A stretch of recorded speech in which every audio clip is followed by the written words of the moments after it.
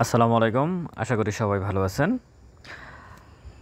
আমি আসলে যে বিষয়ে কথা বলবো সেটা হচ্ছে গত কয়েকদিনে ইন্ডেক্স যে ১-১৫০ পয়েন্টের মতো বাড়লো, ১০০-র উপরে বাড়ছে ইন্ডেক্স।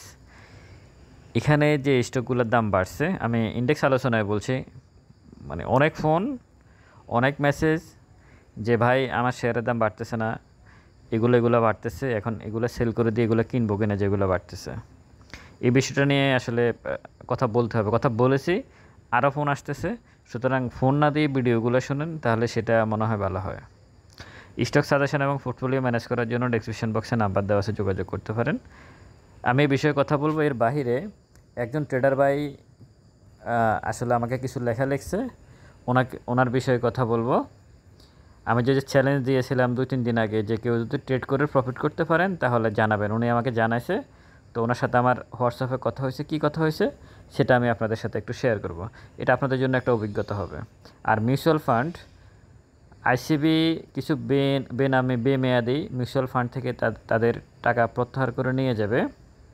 এটা আসলে বাজারের উপর কোনো প্রভাব পড়বে কি না, এই বিষয়টা নিয়ে একটু কথা বলবো। এবং আপনাদের যাদের হাতে মিউচুয়াল ফান্ড আছে, আপনাদের কী করা উচিত এখন এই মুহূর্তে। যদি আইসিবি মিউচুয়াল ফান্ডগুলো, বেমেয়াদি মিউচুয়াল ফান্ড কি, এগুলো থেকে যদি আইসিবি টাকা নিয়ে যায়, আপনার মিউচুয়াল ফান্ডের কোনো ক্ষতি হবে কি না, এই বিষয়ে কথা বলবো। এবার প্রথমে আসি আমি এই ইন্ডেক্স নিয়ে। দেখেন, ইন্ডেক্স এখান থেকে এখান পর্যন্ত পড়ছে, সেই 5200 থেকে 4500-600 পর্যন্ত ইন্ডেক্স পড়ছে।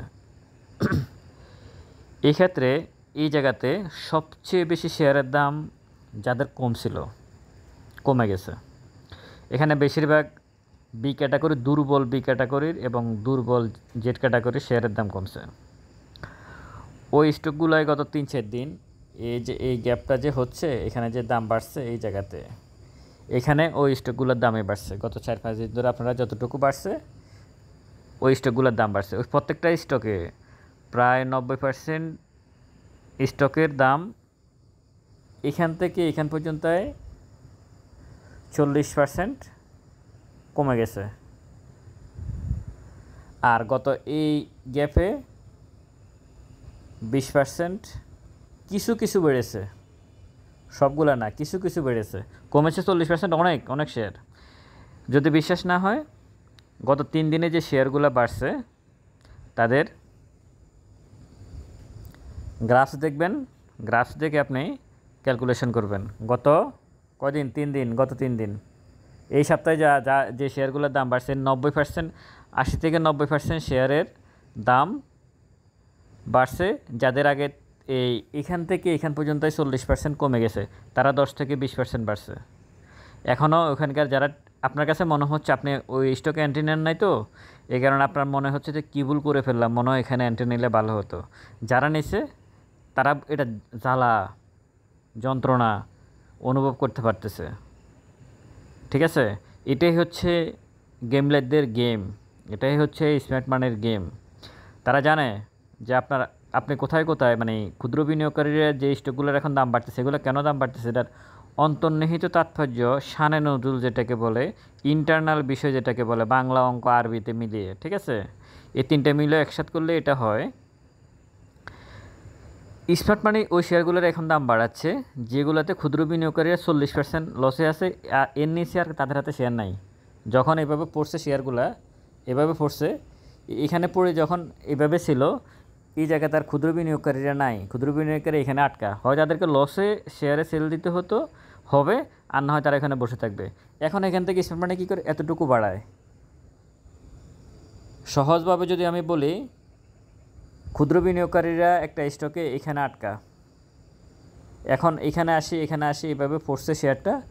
এখন স্মার্ট মানি কী করে, সে তার কাছে কিন্তু হিসাব আছে ক্ষুদ্র বিনিয়োগকারীদেরকে কী পরিমাণ শেয়ার আছে, তারা এখানে আর শেয়ারটাকে উঠাবে না, তারা এরকম করবে, এইভাবে উঠায় এখান পর্যন্ত যাবে, গিয়ে আবার নিচে নিয়ে আসবে। এখন সেটা করতেছে। আমি দেখিয়ে দিয়েছিলাম এসকে ট্রিমস, ওয়েস্টার্ন মেরিন, এরকম আরও কয়েকটা স্টকের নাম মানে ইন্ডেক্স আলোচনা বলে দিয়েছিলাম যে কোথায় কোথায় সাধারণ বিনিয়োগকারীরা আটকা আছে, আর স্মার্ট মানি এখন কোথায় কোথায় শেয়ারগুলোকে উঠেছে। ওই জায়গায় উঠাবে না, আপনাকে দিন শেষে লস নিয়েই মার্কেট থেকে বেরোতে হবে। এখানে যতই শেয়ারটা উঠুক, দুই একটা ব্যতিক্রম থাকতে পারে 400 শেয়ারের মধ্যে 10টা শেয়ারে যদি দাম বাড়ে, সেটা সাপোর্ট জোন ব্রেক করে, আগের রেসিস্ট্যান্স ব্রেক করে যদি দাম বাড়ে, এটাকে দাম বাড়া বলে না। আশা করি উত্তরটা পেয়ে গেছেন। স্মার্ট মানি এভাবে গেম খেলে, আর আপনারা সেই ফাঁদে পা দেন, এটা হচ্ছে মূল কথা। এবং দিন শেষে আপনারা এখানে ক্ষতিগ্রস্ত হন। একেবারে সহজ সরল কথাবার্তা, এর থেকে সহজভাবে আসলে বলার কিছু নাই।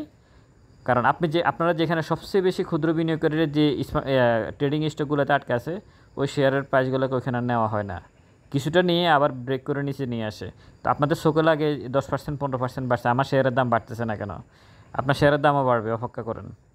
আর এখন ইন্ডেক্সের যে অবস্থা, ইন্ডেক্স যেভাবে বাড়তেছে, ভলিউম যেভাবে বাড়তেছে, আপনাদেরকে যেভাবে অস্থির করতেছে, আপনার শেয়ারের দাম বাড়তেছে না। এটা তো ফেক ইন্ডেক্স এবং ফেক ভলিউম, এটা আপনাদেরকে বুঝতে হবে। এবার আসুন, ওই ট্রেডিং ভাই মানে যারা ট্রেড করেন, তারাও অন্তত ওনার থেকে কিছুটা বুঝবেন। আমিও বোঝার চেষ্টা করছি। যে আমি 3-4 দিন আগে বলছিলাম যে ট্রেড করে যারা প্রফিট করছেন, এরকম কোনো ভাই থাকলে আমার সাথে, আমি নাম ধরে ধরে, নাম বলতে ওনাদের সিলেটের একজন ছিল, আমেরিকার, এরকম আরও অনেকে ছিল, অনেকেই ফোন দিয়েছে ট্রেড করা যায়। তো ওনাদেরকে যোগাযোগ করতে বলছে, যোগাযোগ একজনে যোগাযোগ করছে, বলছে ফোন দেয় না, উনি হোয়াটসঅ্যাপে নক করছে আমাকে। উনি কি বলছে, উনি আমাকে বলছে, শিহাব সাহেব আমার নাম, 22 জুন কিনে আজ 25 জুন বিক্রি করলাম, পোর্টফোলিও 80% পোর্টফোলিও পাঠালাম, কাল এডিএন টেলিকম বিক্রি করব, ট্রেড করেও লাভ করা যায়। কি বলছে উনি, ট্রেড করেও লাভ করা যায়, তবে টেকনিক আলাদা, টেকনিক ভালো থাকুন। ধন্যবাদ ভাই, এই ওনার পোর্টফোলিও। এরপর আমি ওনাকে কোশ্চেন করছিলাম, উনি এই কথাটাই লিখছিল আমাকে, এটা আবারও এখানে আসছে। আমি ওনাকে দ্বিতীয়বার বলছিলাম যে ভাই, গত 4-5 বছরে কত টাকা নিয়ে বাজারে এসেছেন, প্রশ্নবোধক। আর 4-5 বছরে কত প্রফিট করছেন, প্রশ্নবোধক, সেটা বলেন, প্রশ্নবোধক। এরকম গল্প আমারও আছে, 3-4 মাসের গল্প বলে লাভ নাই। ধন্যবাদ আপনাকে, আপনার থেকে আমি আরও অনেক বেশি এই বাজার নিয়ে পরীক্ষা নিয়ে করে দেখেছি। ধন্যবাদ আপনাকে। উনি থ্যাঙ্কস বলছে, উনি কিন্তু উত্তর দেন আমাকে। এরপর আমি আবার ওনাকে মেসেজ দিচ্ছি, আমি আপনার কাছে জানতে চাচ্ছি 4-5 বছর আগে কত টাকা নিয়ে এসেছেন, গত 4-5 বছরে কী প্রফিট করেছেন, আমি শুনতে চাই, আপনি বলুন।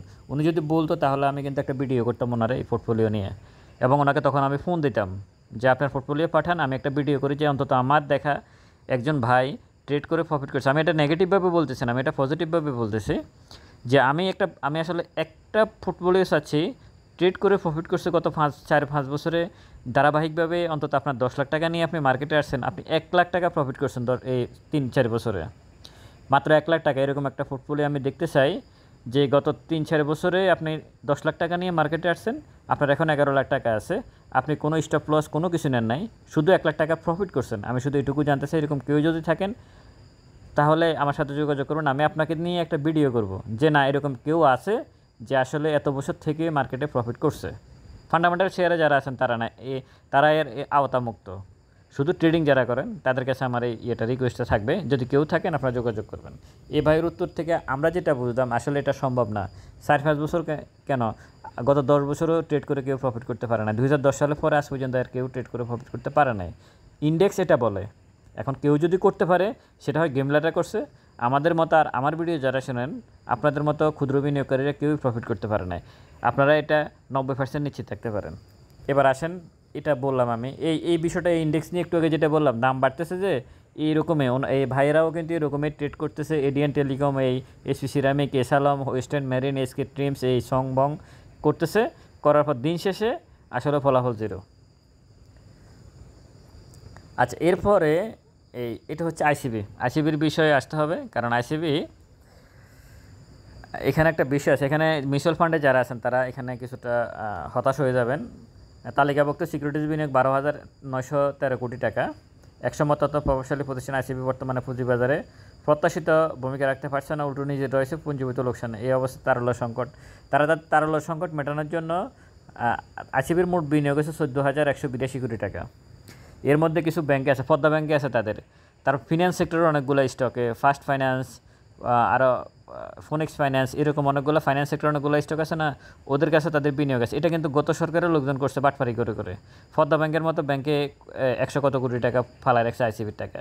পদ্মা ব্যাংক নিজেই চলতে পারে না, ওদের কর্মচারীদের বেতন দিতে পারে না।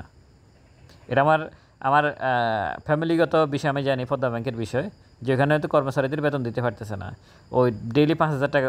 বাংলাদেশে এই মুহূর্তে সবচেয়ে দুর্বল ব্যাংকের মধ্যে 1 নাম্বার আছে পদ্মা ব্যাংক। সম্ভবত এই ব্যাংকটার আগে ওরিয়েন্টাল ব্যাংক ছিল, সম্ভবত এরকম কি একটা নাম ছিল অনেক আগে।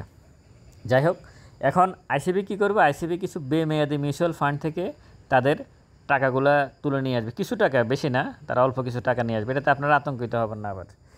আচ্ছা, এখন আইসিবি যে কাজটা করতে চাচ্ছে সেটা হচ্ছে বেমেয়াদি মিউচুয়াল ফান্ডগুলো কি আসলে, এখানে কয়েকটা নাম আছে, এখানে দেখেন আইসিবি থার্ড এনবিএল, এগুলো কিন্তু পুঁজিবাজারে তালিকাভুক্ত। ICB employee provident mutual fund, ICB যতগুলো Prime Finance First Mutual Fund, সিএফিএম Phoenix Finance First Mutual, MBL Prime Bank First Mutual Fund, AMCL Mutual Fund, এই মিউচুয়াল ফান্ডগুলো কিন্তু পুঁজিবাজারে তালিকাভুক্ত। ঠিক আছে, এখন তারা এখান থেকে কিছু টাকা তুলে নিয়ে যাবে, নিয়ে কিন্তু তারা মূল মার্কেটে এটা বিনিয়োগ করার চেষ্টা করবে যাতে তারা চলতে পারে, কিন্তু এটাতে খুব বেশি কিছু যায় আসবে না। দিন শেষে আমার ধারণা আইসিবি এই মিউচুয়াল ফান্ডগুলো থেকে টাকা নেবে না, কারণ কোনো লাভ নেই। আইসিবি এই মিউচুয়াল ফান্ডগুলো পুঁজিবাজারে তালিকাভুক্ত, সেইখান থেকে নিয়ে চলতে গেলে তার মার্কেটের একটু প্রবলেম হতে পারে। এখন আপনারা কী করবেন, যাদের এই স্টকগুলো আছে বা মিউচুয়াল ফান্ড যাদের আছে তারা কী করবেন, যে আপনাদের হাতে থাকা যে মিউচুয়াল ফান্ডগুলো আছে তার শেয়ারের প্রাইসের দিকে খেয়াল রাখবেন, আর তার নেট অ্যাসেট ভ্যালু, তার সম্পদ কী আছে। বেশিরভাগ অনেকগুলো মিউচুয়াল ফান্ডের দেখা যাচ্ছে শেয়ারের দাম হচ্ছে 5 টাকা, 3 টাকা, 4 টাকা, 7 টাকা, 8 টাকা, কিন্তু তার ন্যায় আছে 12 টাকা, 13 টাকা। দেখা গেছে 3 টাকার মিউচুয়াল ফান্ড, তার ন্যায় আছে 9 টাকা বা 6 টাকা, আর 9 টাকার মিউচুয়াল ফান্ড, তার ন্যায় আছে 14 টাকা, 15 টাকা, এরকম। এটা যাদের আছে আপনারা খুব বেশি অস্থির হওয়ার দরকার নাই, কারণ মিউচুয়াল ফান্ডের হিসাবটা একটু ভিন্ন রকম হয়। আমরা সাধারণ যে পুঁজিবাজার মার্কেট, এর সাথে মিউচুয়াল ফান্ডের অনেক ব্যবধান আছে, কিন্তু আমরা এটা জানি না, কারণ আমরা মিউচুয়াল ফান্ডও সকালে কিনে বিক্রি করতে পারি 2 দিন পরে, আর অন্যান্য শেয়ারও কিনে ওই মিউচুয়াল ফান্ডের মতো ক্রয় বিক্রয় করতে পারি, কারণ আমাদের কাছে সব কিছু একরকম মনে হচ্ছে, কিন্তু একরকম না, এটার ব্যবধান অনেক আছে, কাগজে কলমে অনেক ব্যবধান মিউচুয়াল ফান্ড এবং সাধারণ শেয়ারের মধ্যে। তো যাদের হাতে যে মিউচুয়াল ফান্ডগুলো আছে, আপনাদের ওই মিউচুয়াল ফান্ডগুলোর ন্যাব দেখবেন, নেট অ্যাসেট বলে, তাদের কাছে ফার্স্ট শেয়ারের এগেনস্টে সম্পদ মূল্য কত আছে। যদি সম্পদ মূল্য বেশি থাকে তাহলে আপনার আসলে এটা নিয়ে খুব বেশি অস্থির হওয়ার কিছু নাই, ফান্ডগুলো এখান থেকে বাড়বে। আর মিউচুয়াল ফান্ডে ভালো স্মার্ট মানির প্রভাব আছে, দুইটা সেক্টরে এখনও স্মার্ট মানি আছে, একটা হচ্ছে মিউচুয়াল ফান্ড আর একটা হচ্ছে টেক্সটাইল। এখানে কিছুদিন আগে টেক্সটাইল এবং মিউচুয়াল ফান্ড খুব ভালো করছিল না, আপনাদের মনে থাকার কথা। তো ওখানে স্মার্ট মানি কিন্তু এখান থেকে বেরোতে পারে নাই, যদিও স্মার্ট মানি একটা অলিক শব্দ, আমরা চোখে দেখে না অনুভব করতে পারি এটুকুই, কিন্তু আপনার স্মার্ট মানি ওই সেক্টর, দুইটা সেক্টর আছে, টেক্সটাইল এবং মিউচুয়াল ফান্ডে। তো আপনারা খুব বেশি এটাতে এটা নিয়ে আবার মিডিয়া অনেক বেশি প্রচার করবে, ওই আছে তো কিছু গ্রুপ আছে এইভাবে শুধু ফেসবুকে শুধু পোস্ট দিতে থাকবে, আপনারা এটাতে আতঙ্কিত হবেন না, মিউচুয়াল ফান্ড নিয়ে কোনো আতঙ্কিত হবেন না, একটু করবেন। ইন্ডেক্স যখন পজিটিভ যাবে সব শেয়ারের দামে বাড়বে, সেটা যত খারাপ শেয়ারের দামে হোক আর যত ভালো শেয়ারের দামে হোক, কিন্তু দিন শেষে আপনাদেরকে ভালো স্টকের সাথে থাকতে হবে যদি পুঁজিবাজারে ধারাবাহিকভাবে ইনকাম করতে হয়। আপনি একটা ট্রেডিং স্টকে এন্ট্রি নিয়ে 10 লাখ টাকাকে 30 লাখ টাকা করলেন, আর ফান্ডামেন্টাল স্টকে এন্ট্রি নিলে 10 লাখ টাকা হয়তো 2 লাখ টাকা হবে, কিন্তু আপনার ইনকামে যদি ধারাবাহিকতা থাকে তাহলে 10 লাখ টাকা একসময় 1 কোটি টাকা হবে। কিন্তু ট্রেডিং করে আপনি যত কোটি টাকা ইনকাম করুন, ওটা আপনার ছেলে মেয়ের জন্য, আপনারা ফ্যামিলির জন্য খরচ করতে পারবেন না। আগে আপনাদেরকে একটা কথা আপনারা বলতেছেন, অনেকেই বলছেন যে এটা জানি না আসলে ওটা ভুল হয়েছে বাই হয়েছে, এখন সব কিছুই জানতেছেন, সব কিছুই বুঝতেছেন। এখন সব চ্যানেলেই, ইউটিউবে বা ফেসবুকে যারা মোটামুটি অ্যানালাইসিস করে, প্রত্যেকেই কিন্তু বারবারে ট্রেডিংকে নিরুৎসাহিত করে ফান্ডামেন্টাল শেয়ারে যাতে বিনিয়োগ করা, ভালো ফান্ডামেন্টাল শেয়ারে বিনিয়োগ করা যায়, আপনাদেরকে ডিভিডেন্ড বেস শেয়ারের সাথে ডিভিডেন্ডের মিল আছে এরকম শেয়ারে যাতে আপনারা এন্ট্রি নেন, কীভাবে এন্ট্রি নেন, কখন এন্ট্রি নেবেন, কোন পদ্ধতিতে এন্ট্রি নেবেন, Q1-এ নেবেন না Q2-তে নেবেন, এই বিষয়গুলো আসলে আপনাদেরকে এখন সবাই বলতেছে, আমি বলতেছি বা অন্যান্য যারা আছে প্রত্যেকেই বলতেছে। এখন আপনারা এই কথা বললে হবে না যে আমরা জানি না, আমরা জানতাম না, এখন আর এটা বলার সুযোগ নয়, আপনারা সবই জানেন। যদি আপনারা ট্রেড করতে যান তাহলে সেটা আপনি লোভে করতেছেন, এটাই এখন বুঝতে হবে, কারণ আপনি এখন সব জানেন, আপনার হাতে এখন এরকম ফোন একটা আছে, এরকম ভিডিও আপনি দেখতেছেন। আমার এখানে আমার তো ছোট একটা চ্যানেল, এখানেও হাজার হাজার লোক ভিডিও দেখতেছে, তাই না? তো তাহলে এরকম আরও আমার থেকে বড় বড় চ্যানেল আছে না, তারা তাদেরগুলো দেখতেছে না। প্রত্যেকে কিন্তু আপনাদেরকে এখন বোঝানোর চেষ্টা করতেছে আপনাদের কী করা উচিত। আর মার্কেটে থাকতে হলে এভাবে আপনাদেরকে থাকতে হবে। আপনি ট্রেড করে কিছুই হবে না ভাই, একেবারে পরিষ্কার কথা, আপনারা কিছুই করতে পারবেন না ট্রেড করে। যতই আপনি দৌড়াদৌড়ি করেন এই ঘর থেকে ওই ঘর, ওই শেয়ার থেকে ওই শেয়ারে, কিছু হবে না। শুধু আপনার ফ্যামিলি, আপনার ছেলে মেয়ে, আপনার ভবিষ্যৎ প্রজন্ম ধ্বংস হবে, মানে তাদের জীবনটা দুর্বিষহ হবে। এছাড়া ট্রেড করে আর কিছু হবে না পুঁজিবাজারে। অনেক গল্প জীবন, মানে চ্যানেল করতে গিয়ে মানে নাম্বার দেওয়ার পরে গল্পের মানে জীবনের গল্প, অনেক অনেক করুণ করুণ গল্প এই পুঁজিবাজার নিয়ে। তো সুতরাং এই করুণ গল্প থেকে যাতে আপনারা বেঁচে থাকেন সেজন্যই বলতেছি, ফান্ডামেন্টালি স্টকের সাথে থাকুন, ভালো স্টকের সাথে থাকুন। কয়েকটা স্টকের আছে আমাদের পুঁজিবাজারে, 10-12টা এই মুহূর্তে, বেশি না মাত্র। আমরা অনেক দেখি এখানে, কিন্তু 700 শেয়ার আছে প্রায়, 10-12টার বেশি এখানে ভালো স্টক নাই। ওই স্টকগুলোতে আপনি এন্ট্রি নিলে আপনার মূল যে টাকাটা সেটা নষ্ট হবে না। আমার মূল উদ্দেশ্য হচ্ছে এটা, আপনার মূল টাকাটা যাতে নষ্ট না হয়, প্রফিট কম করুন। ভালো থাকেন সবাই, ভিডিওটা শেয়ার করবেন। আসসালামু আলাইকুম।